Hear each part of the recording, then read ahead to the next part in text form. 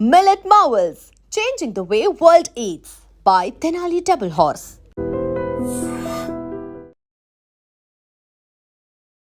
నమస్తే, welcome to I dream weekend update with Kavitha.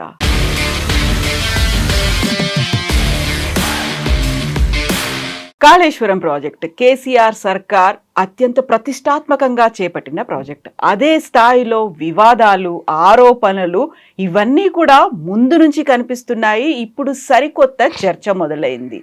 PC Ghosh commission నివేదిక ఇచ్చిన తర్వాత ఆగస్టు 30 నుంచి అసెంబ్లీ సమావేశాలు జరుగుతున్నటువంటి నేపథ్యంలో ఫస్ట్ చర్చలు, ఆ తర్వాత చర్యలు కూడా ఉంటాయా?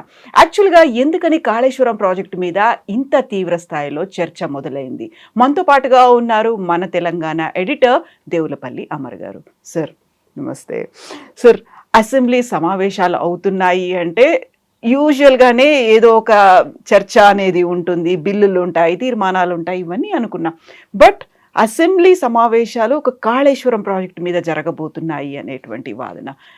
ఒకటి కాళేశ్వరం ప్రాజెక్ట్ మీద మాత్రమే కాదు, బహుశా ఈసారి నేను అనుకోవడం ఈ బీసీ రిజర్వేషన్ సంబంధించిన చర్చ కూడా జరుగుతుంది. ఇతర అంశాలు ఏమైనా ఉంటుండొచ్చు. అయితే తక్కువ టైం, 3 రోజులు మాత్రమే ఉంటుందని అంటున్నారు. అది చెప్పలేం. రేపు బీఏసీ బిజినెస్ అడ్వైజరీ కమిటీ కూర్చొని ఇంకా దాన్ని పొడిగించి ఎక్కువ రోజులు ఏమైనా పెట్టాలనుకుంటే, ఇతర ఇష్యూస్ ఏమైనా మాట్లాడాలనుకుంటే మాట్లాడచ్చు. అసెంబ్లీ అనేది ఇది అత్యున్నత వేదిక. ఇప్పుడు ప్రజాస్వామ్యంలో ప్రజాప్రతినిధులు కూర్చొని చట్టాలు చేసే అత్యున్నత వేదిక, అత్యుత్తమ వేదిక కూడా. అక్కడ తప్పనిసరిగా ప్రజోపయోగమైన విషయాలు మాట్లాడాలి, ప్రజలకు ఉపయోగపడే విధంగా చర్చలు జరగాలి, నిర్ణయాలు కూడా జరగాలి అని అందరం కోరుకుంటాం. అట్లా జరగాల్సినది ఇవాళ పరిస్థితులన్నీ మారిపోయినాయి. చాలా కాలంగా మనం చూస్తున్నాం. చట్టసభలన్నీ కూడా పరస్పర దూషణలు, తర్వాత రాజకీయపరమైన విద్వేషాలని బయట పెట్టుకునే వేదికలుగా, రెచ్చగొట్టుకునే వేదికలుగా మారుతున్నాయి. అట్లా కాకుండా ఉండాలని కోరుకోవాలి మనం. ఇప్పుడు కాళేశ్వరం విషయం మీరు ప్రస్తావించినారు. కాళేశ్వరం ప్రాజెక్టు మనం 2014లో మనకు తెలంగాణ రాష్ట్రం ఏర్పడిన తర్వాత అప్పుడు తొలి ముఖ్యమంత్రి, తెలంగాణ రాష్ట్రానికి తొలి ముఖ్యమంత్రి అయిన చంద్రశేఖరరావు గారి ఆయన అంటారు డ్రీమ్ ప్రాజెక్ట్. అది ఆయన కలగన్న ప్రాజెక్ట్, ఆయన మానస పుత్రిక. ఆయన స్వయంగా దానికి సంబంధించి, ఎందుకంటే అది అంతకుముందు 2004లో రాజశేఖర రెడ్డి గారు ముఖ్యమంత్రి అయిన తర్వాత జలయజ్ఞం అని ఒక ఇది స్టార్ట్ చేసినాడు ఆయన. అంటే ఉమ్మడి ఆంధ్రప్రదేశ్ రాష్ట్రంలో 80కి పైగా నీటిపారుదల ప్రాజెక్టులకు సంబంధించి, పెద్ద చిన్న ప్రాజెక్టులు అన్నిటికి సంబంధించి ఆయన ఒక ఆలోచన చేసినారు. ఆయన ఆలోచన చేసిన దాంట్లో పోలవరం లాంటి పెద్ద ప్రాజెక్టులు కూడా ఉన్నాయి. అట్లాగే తెలంగాణకు వచ్చేసరికి ప్రాణహిత నుంచి చేవేళ్ళ దాకా ఒక నీటిని చేసే ఒక ప్రాజెక్ట్ సంబంధించి ఆయన ఒక ఆలోచన చేసినారు. అది తుమ్మిడిహట్టి దగ్గర నిర్మించాలి బరాజ్ అనేది ఒక ఇది ఉంటే, దాన్ని రాష్ట్రం ఏర్పడిన తర్వాత అది రకరకాల కారణాల వల్ల, ఆయన అర్ధాంతరంగా రాజశేఖర రెడ్డి గారు మరణించడం వల్ల కావచ్చు, ఇతర కారణాల వల్ల ఈ ప్రాజెక్టులన్నీ డిలే అయినవి. రాష్ట్రం వచ్చిన తర్వాత చంద్రశేఖరరావు గారు ముఖ్యమంత్రి అయిన తర్వాత దీన్ని ప్రాణహిత చేవెళ్ళ అనే ప్రాజెక్ట్ని కాళేశ్వరంగా మార్చి దాన్ని తుమ్మిడిహట్టి దగ్గర నుంచి మేడిగడ్డ దగ్గర తీసుకొచ్చి, మేడిగడ్డ ఇంకొక 2 చోట్ల అన్నారం, సుందిళ్ళ, ఈ 3 బరాజులు నిర్మించి అంత వేసి చాలా పెద్ద ప్రాజెక్ట్ ఆయన చేసింది. అది మొత్తం తెలంగాణలోని అన్ని ప్రాంతాలకు సాగునీరు, తాగునీరు ఇవ్వడం. ఇప్పుడు మనం ప్రాజెక్టులు ఎందుకు కట్టుకుంటాం? ఇరిగేషన్ కోసం. ముఖ్యంగా తెలంగాణలో చాలా అవసరం. ఎందుకంటే తెలంగాణలో ఎక్కువ భూభాగంలో మనం వ్యవసాయం చూసినాం. గ్రామాల్లో బోరు బావులతో వ్యవసాయం చేసిన ఇవి చూసినాం మనం. వాటి బదులుగా మీరు నీళ్లు కనుక పారించగలిగితే అంతకంటే అద్భుతమైనది ఇంకోటి ఉండదు. మంచి ఆలోచన అది. కానీ ఇక్కడ వచ్చిన సమస్య ఏంటంటే కాళేశ్వరం ప్రాజెక్టు పేరు మీద పెద్ద ఎత్తున అవినీతి జరిగింది అని ఒక ఆరోపణ. ఆ ఆరోపణ కాంగ్రెస్ ప్రభుత్వం వచ్చిన తర్వాత 85,000 కోట్ల రూపాయలు దీని మీద వెచ్చించినారని చెప్పి దాని మీద వచ్చే ఇంట్రెస్ట్లు, వడ్డీలు కానివ్వండి, ఇవన్నీ కలిపి చాలా 1,00,000 కోట్ల పైన దీని మీద ఇచ్చేసినారు. ఇందులో చాలా అవినీతి జరిగింది అని కాంగ్రెస్ ప్రభుత్వ ఆరోపణ. కాంగ్రెస్ ప్రభుత్వం వచ్చిన తర్వాత పీసీ ఘోష్ కమిషన్ వేసినారు. పీసీ ఘోష్ ఏమీ చిన్న వ్యక్తి కాదు, ఎక్కడి నుంచో తీసుకొచ్చి కూర్చోబెట్టిన వాడు కాదు. ఆయన సుప్రీంకోర్టు జడ్జిగా పనిచేసిన ఆయన, తర్వాత భారతదేశంలోని తొలి లోక్పాల్కి అధ్యక్షుడిగా ఉన్నవాడు. ఆయన అంటే ఒక ప్రతిష్టాత్మకమైనది ఉన్న వ్యక్తి. ఆయనను తీసుకొచ్చి కమిషన్ వేసిన తర్వాత ఆ కమిషన్ రిపోర్ట్ ఇచ్చింది. ఆ రిపోర్ట్ ప్రకారం, ఆ రిపోర్ట్ జిస్ట్ కనుక మీరు చూసినట్టయితే ప్రజాధనం చాలా దుర్వినియోగం అయింది అనే బేసిక్ పాయింట్ ఒకటి ఆయన చెప్పినాడు. ఆయన చెప్పిన దాంట్లో ఇంకా కొన్ని విషయాలని, ఇవన్నీ కూడా ఏకపక్షంగా జరిగినాయి, ఇవి సరైన నిపుణుల సలహాలు తీసుకోకుండా జరిగినాయి, ఇట్లాంటివన్నీ చెప్పినారు.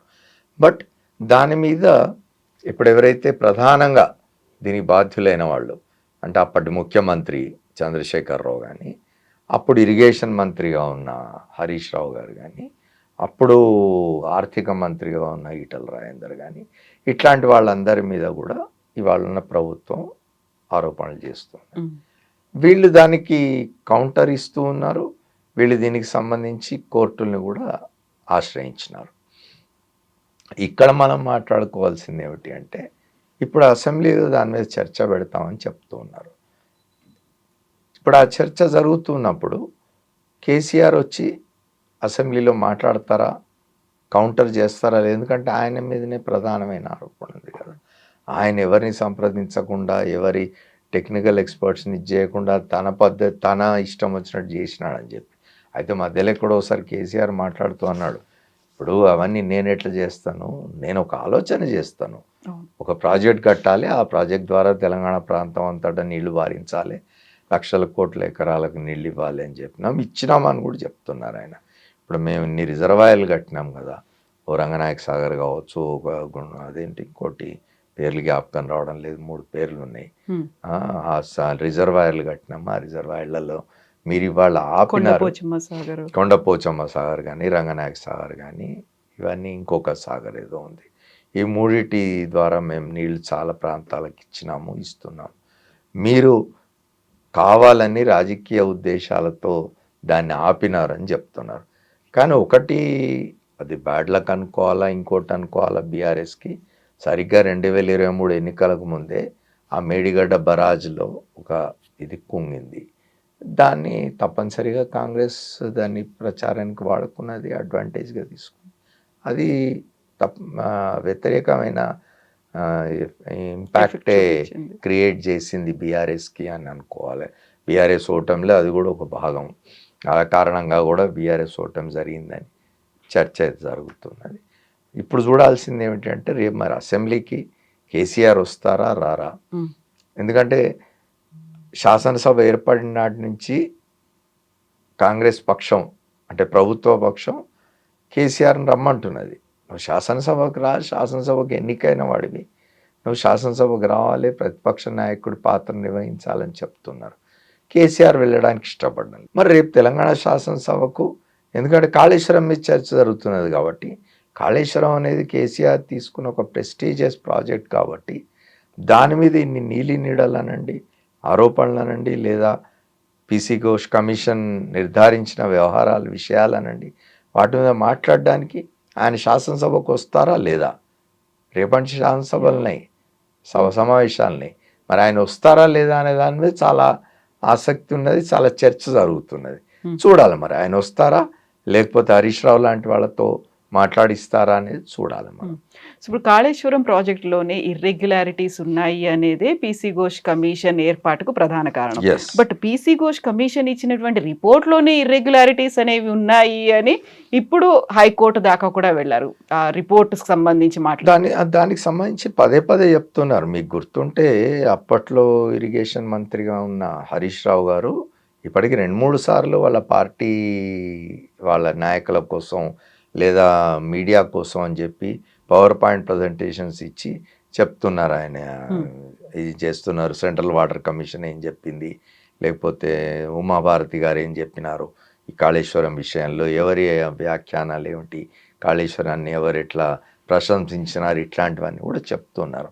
కానీ ప్రాక్టికల్ దీనికి పోయినప్పుడు ఒక కమిషన్ వేసినప్పుడు ఇట్స్ ఏ అఫీషియల్ కమిషన్, అది ప్రభుత్వం ఏర్పాటు చేసిన ఒక అధికారిక కమిషన్. ఆ కమిషన్ ఒక రిపోర్ట్ ఇచ్చింది. దాని మీద ప్రాపర్ చర్చ జరగాలి తప్పనిసరిగా. శాసనసభలో మనలాంటి వాళ్ళని కోరుకోవాల్సింది ఏమిటి అంటే సభ్యులందరూ కూర్చొని దాని మీద చర్చ చేయాలి. నివేదిక మీద దానిలో ఉన్న తప్పులేమిటి, ఒప్పులేమిటి, కమిషన్ ఏం చెప్పింది, ఎవరిని తప్పు పట్టింది, ఎవరి మీద చర్యలు తీసుకోవాల్సిన అవసరం ఉందా, ఇవన్నీ కూడా చర్చ జరగాల్సిన అవసరం ఉన్నది. చర్చ జరపాలి. ఇప్పుడు రాష్ట్రం అంతా కూడా వర్షాలు పడుతూ ఉన్నాయి. చాలా కొన్ని తెలంగాణలో కొన్ని ప్రాంతాలు గతంలో ఎన్నడూ లేని విధంగా అనూహ్యంగా వరదలు వచ్చి, ఇప్పుడు కామారెడ్డి లాంటి ప్రాంతాలు, కామారెడ్డి ఎప్పుడు మనం ఊహించుండం, అట్లాంటి చోట్ల కూడా చాలా తీవ్రమైన వరద పరిస్థితులు ఏర్పడిన దీనిలో ఏరియల్ సర్వేకి పోయి ముఖ్యమంత్రి రేవంత్ రెడ్డి గారు గోదావరి ఖనిలో ఎక్కడో ఒక మీడియా వాళ్ళతో మాట్లాడుతూ చెప్పినారు, ఇవాళ వాళ్ళు చెప్తున్నట్టుగా ఆ నీళ్లు కనుక నింపినట్టయితే ఆ 3 బరాజులలో గ్రామాలు కొట్టుకుపోతాయి అని చెప్తున్నారు. నిజంగా అట్లాంటి ప్రమాదం ఉన్నదా, లేకపోతే రేపు అట్లాంటిది కనుక జరిగితే మళ్ళీ ఎవరు బాధ్యత వహించాలి, అసలు ఏం జరుగుతున్నది. దాన్ని ఇంకో వాదన కూడా ఉన్నది ఏమిటంటే, ఇన్ని ప్రజాధనం ఇంత ఖర్చు పెట్టి 85,000 90,000 కోట్లు ఖర్చు పెట్టి కట్టిన ప్రాజెక్టును దాన్ని అట్లా పడేసి ఉంచడం ఎట్లా సమంజసం, దాన్ని వాడకంలోకి తీసుకురావాలి. ఏమన్నా ఉంటే పొరపాట్లు ఉంటే వాటిని సరిదిద్దాలి, రిపేర్స్ ఉంటే ఏమైనా చేసి దాన్ని ఆ ప్రాజెక్టును ప్రజోపయోగమైన ప్రాజెక్ట్గా మార్చాలి అనే ఒక వాదన కూడా ఉన్నది. ఏం జరుగుతుంది అనేది మనకు తెలియదు. నిజానికి చూడాలి రేపు శాసనసభలో ఏం చర్చలు జరుగుతాయి, ఎటువంటి నిర్ణయాలు చేస్తారు అనేది మనం వచ్చే 3 రోజుల శాసనసభ సమావేశాల్లో చూస్తాం.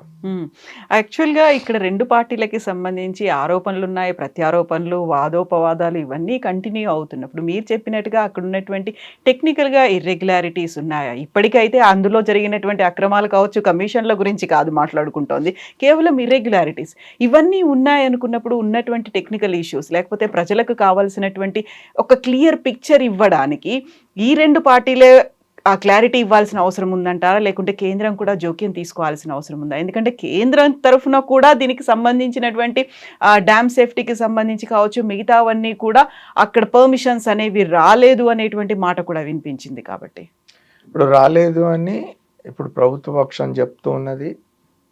కానీ మీరు ఇటువైపు చూసినట్టయితే వాళ్ళు చెప్తూ ఉన్నారు వాళ్ళు ఎక్కడెక్కడి నుంచి పర్మిషన్స్ తీసుకొచ్చింది ఏమిటి అని. ఇప్పుడు ఇంకోటి చూడండి, మీరు క్యాబినెట్ నిర్ణయం కాదు అనేది చెప్తారు. ఇట్స్ కేవలం ఇది ఒక ఇండివిజువల్ డెసిషన్ అని కదా. ఇప్పుడు సోల్ అండ్ ఇండివిజువల్ డెసిషన్ అని కమిషన్ ఇచ్చిన రిపోర్ట్లో చెప్తుంది. ఏం చెప్తుందంటే, the Pranahita Chevella project was redesigned and construct the Medigadda, Annaram and Sundilla barrages was a sole and individual decision of the then chief minister K Chandrashekar Rao without formal cabinet approval. అంటే మంత్రివర్గం యొక్క ఆమోదం లేకుండానే, తీసుకోకుండానే చంద్రశేఖరరావు గారు ముఖ్యమంత్రి హోదాలో వ్యక్తిగతంగా తీసుకున్న నిర్ణయము. దీన్ని చేవెళ్ళ ప్రాణహిత అనే ప్రాజెక్టును మార్చి ఈ 3 బరాజులు కట్టడం కోసం దీన్ని కాళేశ్వరం ప్రాజెక్టుగా పేరు మార్చి తీసుకున్న నిర్ణయం కేవలం చంద్రశేఖరరావు గారి వ్యక్తిగత నిర్ణయము. దీనికి క్యాబినెట్కి సంబంధం లేదు అని చెప్తున్నారు. మరి క్యాబినెట్కి సంబంధం లేదు, ఉన్నదా లేదా అనేది తేల్చాలంటే క్యాబినెట్ మినిట్స్లో ఉండాలి. క్యాబినెట్ సమావేశం జరిగినప్పుడు, మంత్రివర్గ సమావేశం జరిగినప్పుడు తప్పనిసరిగా మంత్రివర్గ సమావేశంలో జరిగిన ప్రొసీడింగ్స్ అన్నిటిని కూడా రికార్డ్ చేస్తారు మినిట్స్లో. అవన్నీ చూస్తే తెలుస్తుంది నిర్ణయం ఎవరు చేసినారు, క్యాబినెట్ అప్రూవల్ ఉందా లేదా. లేకుంటే చంద్రశేఖర్ అంటే ఒకటి రీజనల్ పార్టీస్కి అట్లా ఉండదు కదా. ఇవాళ రీజనల్ పార్టీస్కి అట్లా ఉండకపోగా చంద్రశేఖరరావు గారు లాంటి వాళ్ళు, ఆయన హైలీ ఏమంటారు అసర్టివ్ అండ్ ఇండివిజువల్ లీడర్. తర్వాత ఆయనకు ఆ చరిస్మా కూడా ఉన్నది. ఎందుకంటే ఒక పెద్ద ఉద్యమం నడిపినాడు ఆయన. 2001లో తెలంగాణ ఉద్యమాన్ని తిరిగి ప్రారంభించి రెండవసారి 2014లో రాష్ట్రం వచ్చే వరకు దాదాపు 13 సంవత్సరాలు ఆయన ఒక ఉద్యమాన్ని నడిపిన నాయకుడిగా ఆ చరిస్మా ఉన్నది, ఆ కమాండింగ్ ఇది ఉన్నది, ఆ ఇండివిజువలిస్టిక్ ఇది ఉంటుంది. కాబట్టి ఆయన అట్లాంటి నిర్ణయాలు చేసి ఉన్నాడేమో అని కూడా నమ్మడానికి అవకాశం ఉన్నది. కాబట్టి కానీ డెమోక్రసీలో ఉన్నాం. ఒక ప్రభుత్వం, ప్రజలు ఎన్నుకున్న ప్రభుత్వం కలెక్టివ్ డెసిషన్గా ఉండాలి. ఏదైనా కూడా మంత్రివర్గం అనేది ఉండేది. అందుకే మంత్రివర్గ సమావేశంలో నిర్ణయాలు తీసుకోవాలి. వ్యక్తులుగానే నీ వ్యక్తిగా నీ నిర్ణయాన్ని మంత్రివర్గంలో ఉన్న సభ్యులను ఇన్ఫ్లుయెన్స్ చేయవచ్చు. నీకు ఆలోచన ఉంటుంది ఒక మంచి పని చేయాలని. కాళేశ్వరం ఒక మంచి ప్రాజెక్ట్ అనుకుందాం.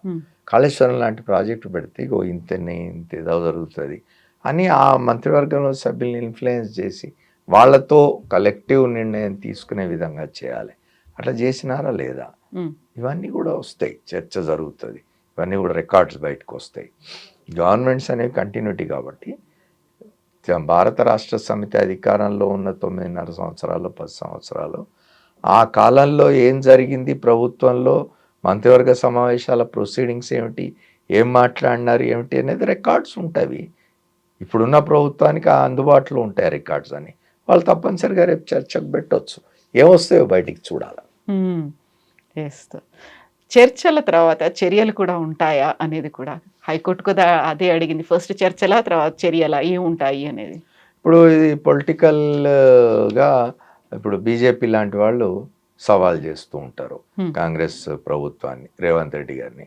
నువ్వు ఇన్ని మాట్లాడుతున్నావు, ఈ ఫార్ములా కార్ రేస్లో కేటీఆర్ మీద చర్యలేవి, లేకపోతే ఇక్కడ వచ్చి కాళేశ్వరం దీని మీద ఇంత మాట్లాడుతున్నావు, కమిషన్ వేసినావు, ఏమైంది కేసీఆర్ని అరెస్ట్ చేయలేదు, ఇంకా చర్యలు తీసుకోలేదు, ఇట్లాంటివన్నీ మాట్లాడుతున్నాను.